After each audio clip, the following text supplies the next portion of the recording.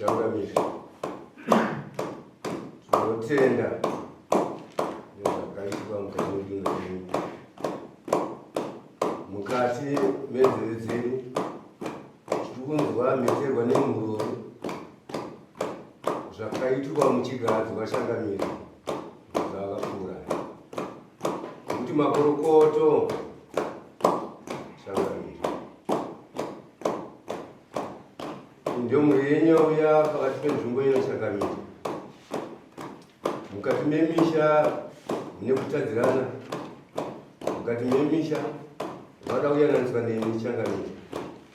Makabatana nemakurukota edu. Mufaro wedu pakugadzirwa makaitwa zvipomutemo ruzhinji ruchiona pajekerere. Saka tiri kuti kutunganudzwa kwamakaitwa pachinzvimbo ichocho muri ngaipembere nekudzidziswa kwamakaitwa samambo nokukwenenzverwa kwamakaitwa kuti mutungamire samambo. Vanhu ngavafarire kuuya kuno nokuti munenge muchivagondera nezvivatonga zvakaenderana nenyaya dzavo.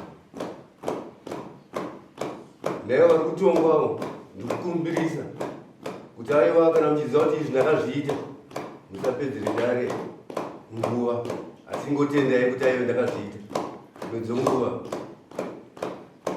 Mhosva yenyu kubhadhara kwenyu kuchaderedzwa nokuti munenge musingavapedza nguva onguchangamira.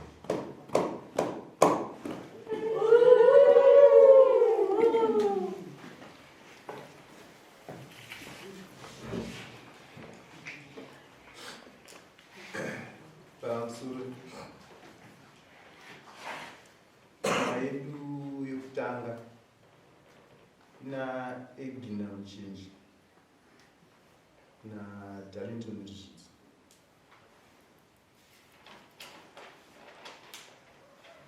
Mangai. No ya muko. Mangai. Ano nilo tena. Marata hizo. Ndipo wale ndipo kuna wale pande tena baba. Muka.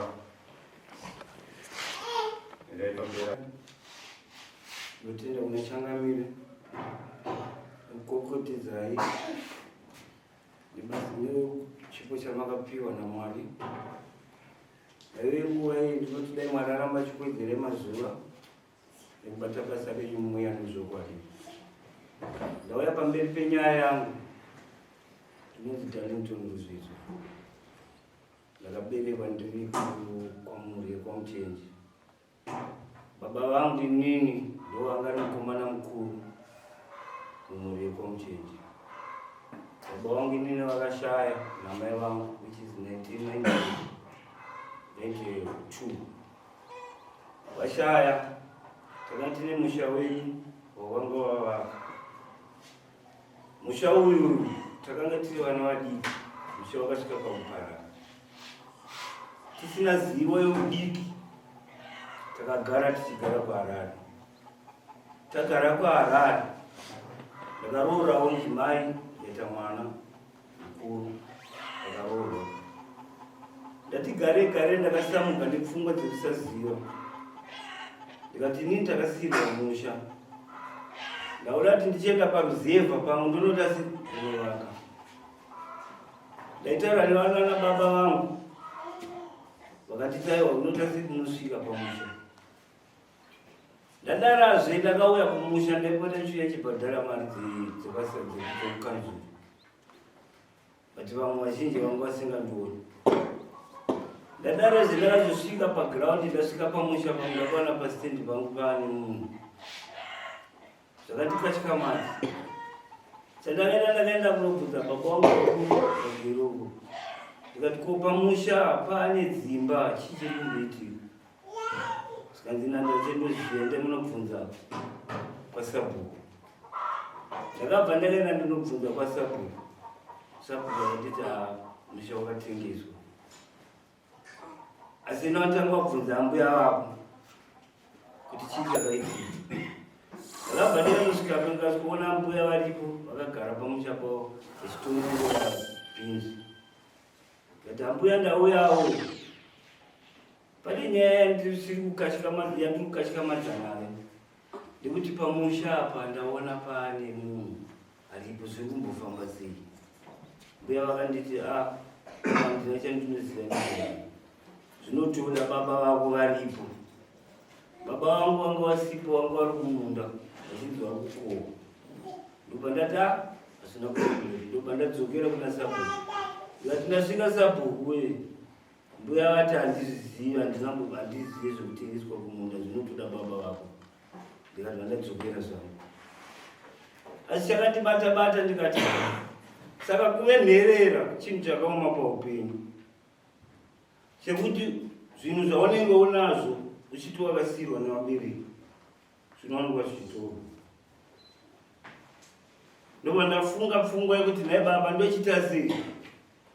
Baba vakati shamwari izvi zvakutoda kuti kufambire nyaya dzavo. Ini ndinogona kungokumiririra asi nyaya dzako unofanira kungochidziziva. Ndobva ndati aiwa hakuna chakaipa. Ndobva ndatsvaga nhamba dzasekretary. Ndobva ndavafonera pafoni. Ndobva ndataura navo. Vakanditi tozita tozokuona. Ndisinewo kumusha kwakabva kwaita nyaya yakaitikawo. Mambo vangu vakawanikwa varipo. Vakabva nyaya yakaturirwa kuna sekretary. Ndopatakapiwa deti tusvike nhasi. Saka nyaya ndauya nayo nekuti ndine mamwe mawitness angachifanira kungatisvika paino nzvimbo. But kuburikidza nemashoko ekutaurwa pakutanga taitaurirana tinzwanana, pekupedzisira pazuva ranhasi vandisiya ndai munhu mumwe chete vakanditi takanzwa munhu ari kutonga ari kuzviti baba ndiye anofanira kungoti tichazi tichimuona iye. Imimi kuratidza kuti vakuthreatenwa, kukuratidza kuti ivo havafaniri kuwanikwa rinofana nzvimbo iyi. Ndosaka ndauya inini nababa vandinavo ndoda nyaya yangu yandinayo mambo vangu ndotinavo.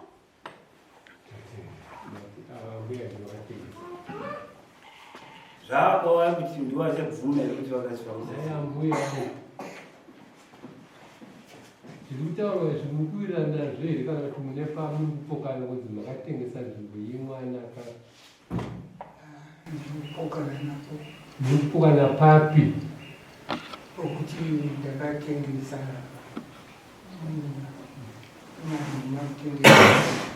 saka hapana munhu here pamunda wake. munhu ari pamunda pake hapana. Munda munhu ari pazasi. Munda wake uri kumusoro, hauna kana kumvudzi uripo. Pazasi pari apa pamunda pari. Munda waiva uri munda watoti waatezvara wababa. Zvino baba wakasati, saka varume vangu ndo vakanga vari vakuru. Tongoti ndo varidzi vemunda iwo. Uyu chizvarwa chimwe here uyu ari mumunda wezasano? Ndo muraiwo vakati ndiri kuda pekugara. Ndampawo dhunduru rimwe chetewo. Ndobva mapuwa mari. Ndobva mapuwa mari kana kuti pane pakakubata. Hamuna kuwa mari. Chowani pakazosvika mutazoti ndakakanganira. Zvisinei. Pane vanhu baba vacho ndivako. Zvirikutaurwa naamai chokwadi. Taura nepamunoziva.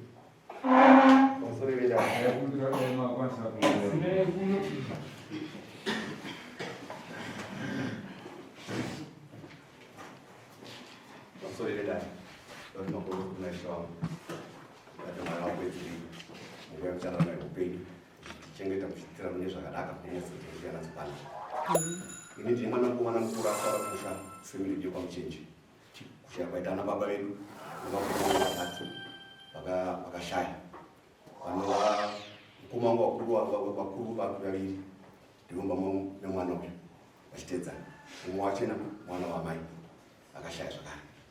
Saka vari vapenyu nababa vedu isisu, baba vangu inini nababa murume wamai vangasara vari tuvakomana ivavo. Sekuru weuyu chaivo chaivo handitovaziva iniyo, vakashaya kudhara. Saka vakashaya kudhara tosara baba wangu nababa murume wamai vakagara pasi nambuya amai nakubereka nababa vedu isisu.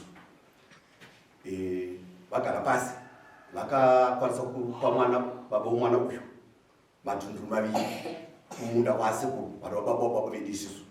Ndokunopa madhunduru mairi mwana baba womwana uyu, wampa madhunduru mairi munin'ina wake wampa dhunduru rinotevera rechitatu zvichifamba zvakadaro.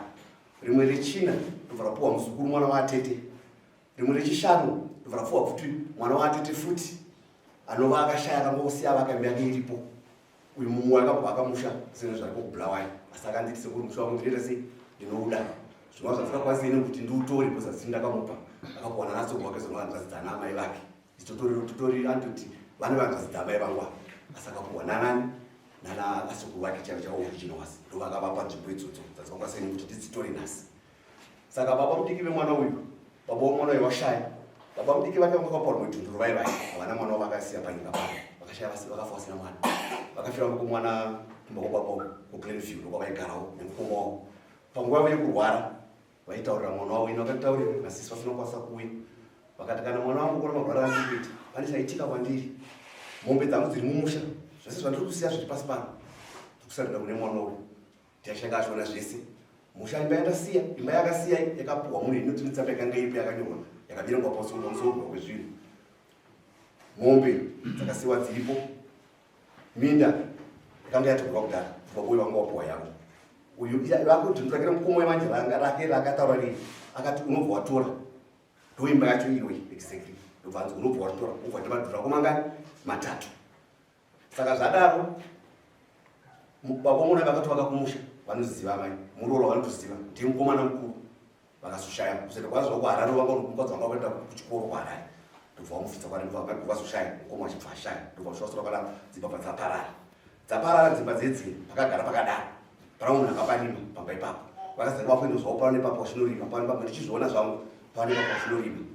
Nguva inotevera ndakazoona pava pakicheni iraundi ndiana vaka kicheni apa zvadzidisisi anova mwana wamai ari kushamba nesi ndiava vakara kunzi amene kushakaonono zvazvangizana kudii ndobva kupa stendi iyo mumunda memwana uyu ndobva vaka kicheni inova ndo iripo zuva ranhasi iri kushandiswa nemunhu uyu kicheni iyoyo yange avakwa nasisi vavo vari kupindura ndo yakanga avagara ipapo. Saka tavagara ipapo zvakangoiti inini zvangu kuninganitsana vasisi pachenu kana muzukuru wavo vakazouya vanoita sei vanotaurirana vakagara zvanotete nani nemuzukuru wavo vafanira sei vanonga vanowirirana kana vazvazenesa mberi tiita kusangira ipapo. Saka siya vakabva vazotsva ndovakazotengeswa dzasitendi zvokuti pakatengeserwa uyu uyakatiswa dhunduru repazasi repamusoro pamapanembe ichi yemukomo wangu inini zvinova zvakatsigirwa nemunhu wacho akatenga ipapo. Ndakutaura naye nini kuti uzati pamapanembe iri zvanzi imba ndakaona foundation iri paseri pemba yangu inini padhunduru repamusoro rekutanga iroro ndikati adoimba yagara mukomo wangu inini. Amai vakatopemberera muroro vandoziva mwana asi kuya kumusana mwana akatoberekwa mumusha. Amai akavara kuya vakaiva vachitorisikana mwana akatoberekwa mumusha ati ndiye muzukuru wedu mwana wedu isu wanakomana wokutanga mumusha medu. Saka mashoko anotaurwa naamai aya ini ndinopikisana navo. Saka zvakazoitika pfungwa izvosvika ipapo ndakaona mutengi akatenga pasitendi ndiye akauya kumba kwangu.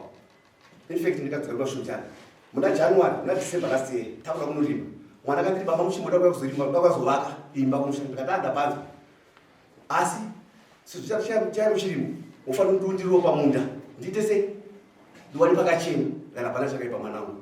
Zvokwadi ndakaenda muna January ndikasvika ndikaunda hafu yakanga yasara munda watengeswa ituwe itise mutunduru pokutanga pakasoba nedzimba vakasara mwana ati hafu yasara hafu iye ndoba ndakaenda ndanoirima inini muna January vandaisiya yakadaro musi wandakani was weekend like today munhu akatenga pamba apa akanga ari papa pake akadofura bondire mota yake kumbepa nzegreen achigadzira mota yake haana saakatara kwandiri not even one word ina ndakumhoresa ndikauya futi mangwana nevana vangu tikarima futi vatazosiya zvakadaro kwaita miti ndikatikazoenda tema miti iyi tokwasoita sekurima atazoparima come April 30 ndandaudzokera basa akauya kumba kwangu murume uyu okutenga asvika kumba kwangu ini akashaya ndobva ari foreign day makusendi chikuda makusenseni kuzi mwana wangu akapigwa foni mbona unoandamisira pamba ipapo takundopaona pakata ndaramndara ndikati tikuya kwamuri ndikati muri kudei zvanzi atakabva kwedu kutsvaga ndikati kwakanaka here zvanzi kwakanaka ndikati chii anga ane muningi wairautikoma idono zvanzi makarima pamunda pangu pamunda pako papi zvanzi apa ndikati papi pachinozotaura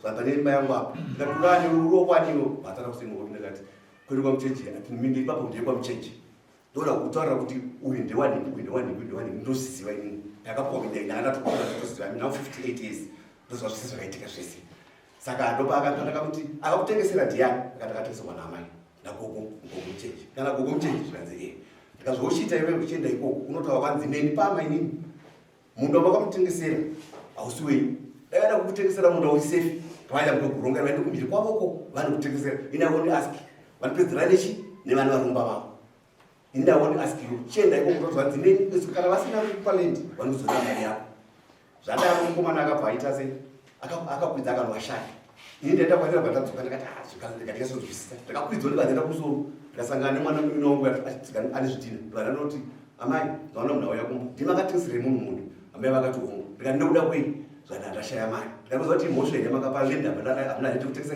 lendi ndeestate zvandaida mari vatangoti haorit ndobva ndakuda bvataenda saka ndakuda ndaenda ndikazotaurawo sabhu ndamuzaa ndosvipa sabhu akazii nowega futi kusina akavakanotaura same way vakati chowani munda ndakatengesa oshukurinda sabhu kwamuchigeri nhasi saka mai vakatengesa chi munda vatengesa muningino vakazouya nini kuma4 ndiri munda ndichichera inini munhu anzi vakuvinini vakama 4-5 nemutengi akamutsa motikari pamba pake ndichidzwa ndinoenda ndichitanhaura nzungu akanotora munin'ina wake mukomeni vakanouya semde kuma5 ikoko vakutendera maizati pisi yakasara iyi achidakidzwa kunzi unofamba wakadai voisa waya zvekusamiri voisa makaka ndichinzwa inini nzeve dzangu vanaida vanaenda futi kwasabhuku futi kati sabhuku vanhu vapandapakatisoa hapana kutengeswa patengeswa kairi futi kachitu futi zvakare ndanga pisi yakasara iyi ndaida kuti memuzvioneri zvandozvotiitika saka ndobva taisiya nyaya idzingi yakadaro hatazombotaura naye murume wakatobvudza ndakanditi ko vane imwe pesi here Achida umubviro kutenga ndokumbira kuti vakwanise ngaasungura makatenga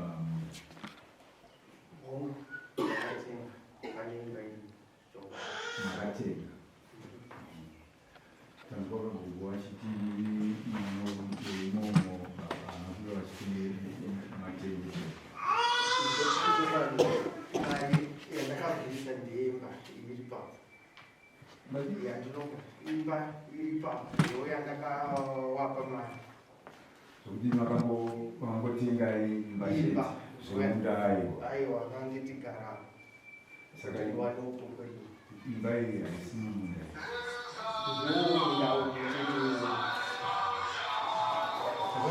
zvinoitaga ukandenga bhora unozvigoresera zvekukoresa zvegemu amai ava vanhu vakuru vanenge vasikade kuti vatongwe vanoda kuenzaniswa kudzorewa pfungwa dzavapara asi iwe ukazvipatsanura unozvigoresera nokuti zvitaurwa nevarume ava nezvavakutaura zvakaisana kudhara inzwa hanzi makavatsura vachikunda mukazvire pangu ndimenge kana kuti vachikunda mai vatsuri vemunda wavushakuya makapuwa nhemba chete pandakapuwa kunze uya ugare apa vakanditi dhumbu rese shandisa saka ndakawatsiura pamusoro emusati mapedzisa nyaya kokutanga takakura gogo vabvunzwa gogo muzukuru munomuziva here gogo vakati hongu gogo zviri kunzi munda makatengesa nzvimbo yemwana nhaka yake yaakapuwa munozviziva here gogo vakati kwete handina kutengesa ini ndakangopa munhu kuti agare arime takudzwa nhoroondo yakutaurwa nababa vemukomana. Mwana mukomana pachivanhu chedu anosiyirwa nhaka yake. Nyangwe ari mwana mudiki akadai achasvika nguva yake yaanozogera kumusha. Nyangwe akazogera kumusha kwaana sekuru, kumusha kwaamai vake, pane nguva inonzi mwana weye watora chitupa akuda kudzokera kurudzingo kwake. Ndomachengetero atinenge tichiita isi vana gogo nana sekuru, kuti ndiri kuchengeta zvinhu zvindiri kuchengetera mumhuri ichauya. Zvadaro gogo mungatenderere nyaya dzise mukabvunza ava mukaramba muchinesana mukadaro. Gogo makayamiinayo makatengesa nhaka yemuzukuru wenyu. Makanga mino madhunduru enyu gogo amunoti enyu nomurume wenyu. Ndo amaifanira munokodzero yekunge muchipa munhu wamunoda kuti agare. Uyu akapuhwa nzvimbo novafi vakamusira. Zvikunzi baba vake akapuhwa munda, akapuhwa futi munda wenhaka yababa mudiki vake semukomana mukuru. Wakapuhwa imba. Zvamaida mari gogo, maitanga mataurana baba vemwana nemwana mukomana. Vazukuru vonaenda vomirwa. Ndodini? Mhosva haina yakamira imi. Mhosva ina gogo ndo vakachiva pfuma. Pfuma yenhaka inoita sei? Inoparadza ukama. Vachiva mari vachikanganwa kuti musimboti wavo ndio vachakuchemai vazukuru vavo. Vanokura vodzoka vouya. Hatizive kuti gogo nyaya yezvayamira yasara kwamuri. Uyu mukomana ari kuti makamupa, uyu mukomana ari kuchema nemi, baba vari kuchema nemi kuti makatengesa nzvimbo yemwana, mwana akuda kudzokera kumba. Uyu akutaura kuti ndakatenga, ndakapuhwa imba ndo yandakabhadhara mari. Mochidzosera mari kuno yeimba. Muridzi wenzvimbo akuda kugara panzvimbo pake gogo. Unopati kudii? Munda wake uripo, hauna kana kubatwa hakuna. Uripo munda wake.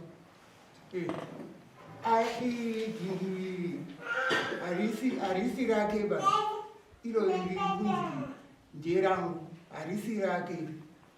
Wangu gogo. Rake riripo, izvo pakavaka baba wake panotove nemushanje wechirungu nematombo nefoundation. Gogo, nyaya iripo musati mapedza kutaura, musati makangana. Mukomana ane pababa vake. Baba vakafa vasina kusiya mwana. Vakabva vamupa zvakare.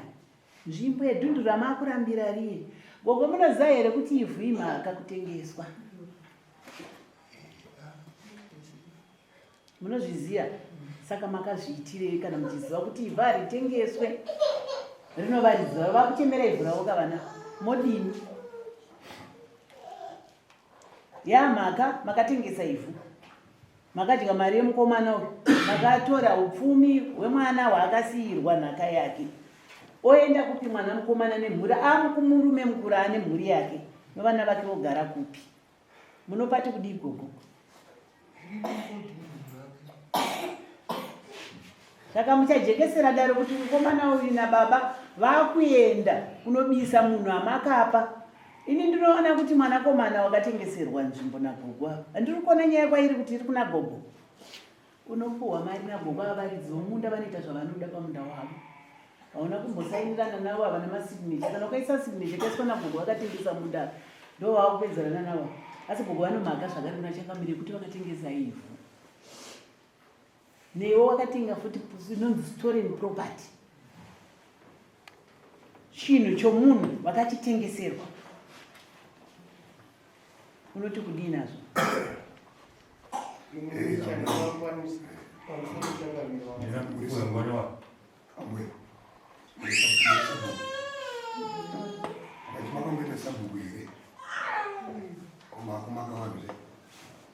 Ayo, ipapo taenda kuna sabu.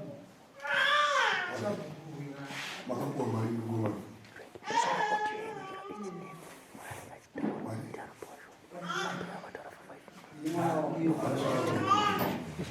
Kati makapuwa mari ngoma.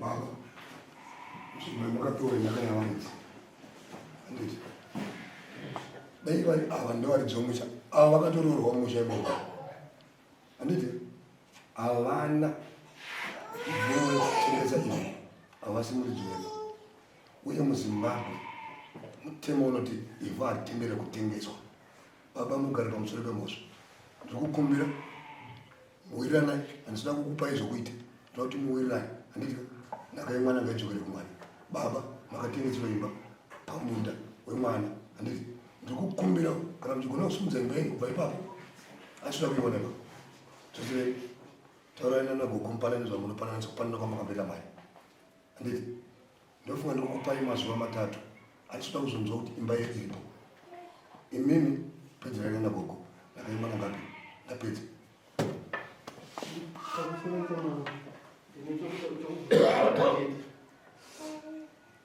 kuti ndikwanise kuzosvika panzvimbo iyi panga kunasa vanga vandati musati maenda kuri ndakuti ndikubatire chikoro pachete mati makatengani nyika yamasembura aitengeswa ndapedza handisana ndati iva aitengeswa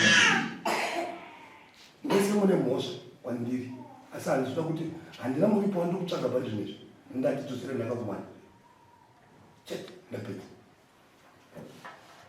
kama hapana rivhesi hapana kana kwatikunge ndati ndakaimana ngaidzoke ivhu haritengeswe manzo kana mazi kugara ivhu remunhu haritengeswe pamatopedza nyaya yenyu ndipekuti makatenga papo tatopedza hatisina chekutaureba ivhu remunhu haritengeswe ndapedza chigareni pasi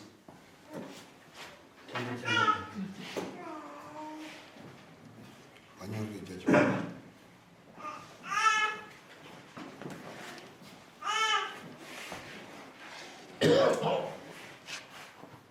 muri mudare mafara here nemutongo wabva kuna mambo? Hongu ndinotenda ndafara mweya nemuzokwadi. Mambo ndandichiziva kuti nefaith yavanayo nebasa ravanaro ravari kuita ndinoti aiwa zvinhu zvafamba munyasha hapana chakaipa mukati mekutenda. Tichitarisa wambuya munhu ati kurei muchanogarisa nawo sei nambuya? Mbuya aina handina mhaka nawo achinzi chandanga ndichida mukati mekurarama ndaida nzvimbo yangu nekuti paukama asi paukama tikasvika paextend kuti tinoomeserana zvinhu zvine zvakaipa nekuti isi tinonamata saka tinokudza Mwari pamberi nekuti Mwari akatiregerera vanokutadzira nazvino ndizvo zvatinoita pamberi peuso hwacho. Ndinotenda hapana chakaipa nagogo.